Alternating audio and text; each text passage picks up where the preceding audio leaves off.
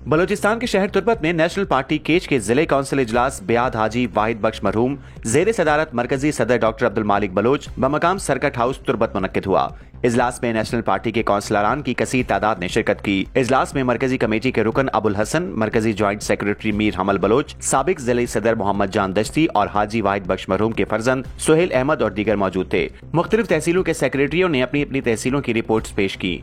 तहसील तुंब और तहसील दश्त के नौमुंतखब काबीना से हलफ लिया गया। बहस मुबाहिसे के सेशन में कौंसलरान ने सियासी और तंजीमी अमूर पर सैर हासिल गुफ्तगू करने के साथ साथ मुख्तलिफ सवालात किए और अपने अपने खदशात और तहफ़्फ़ुज़ात का इजहार भी किया। इजलास से कहदा अकरम दश्ती ने मरहूम हाजी वाहिद बख्श की शख्सियत और सियासत समेत बलूचिस्तान की मजमूई सूरत हाल पर तफसील से इजहार ख्याल किया। दीगर मुकर्ररीन में हाजी फिदा हुसैन दश्ती, नाजिमुद्दीन एडवोकेट, लाला रशीद, सैयद मुल्ला बरकत, जिले सदर यूनुस जावेद और दीगर ने सियासी और तंजीमी सूरत हाल पर खिताब किया।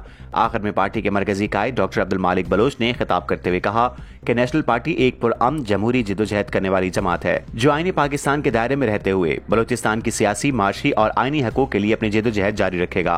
उन्होंने मिसिंग पर्सन्स के मसले को बलूचिस्तान का सबसे बड़ा तशवीशनाक मसला करार दिया। उन्होंने अपने खिताब में मजीद कहा कि बलूचिस्तान के लाखों लोग बॉर्डर का कारोबार से मुंसलिक हैं, लेकिन रियासती इदारों ने लोगों के इस जराए रोजगार पर कदगन लगाकर लोगों को नान शबीना का मोहताज बना दिया है। रियासती इदारों के बॉर्डर की बंदिश के फैसले से बलूचिस्तान में अमूमन और मकरान में खुसूसन बदअमनी और जराइम को तकवीत मिलेगी।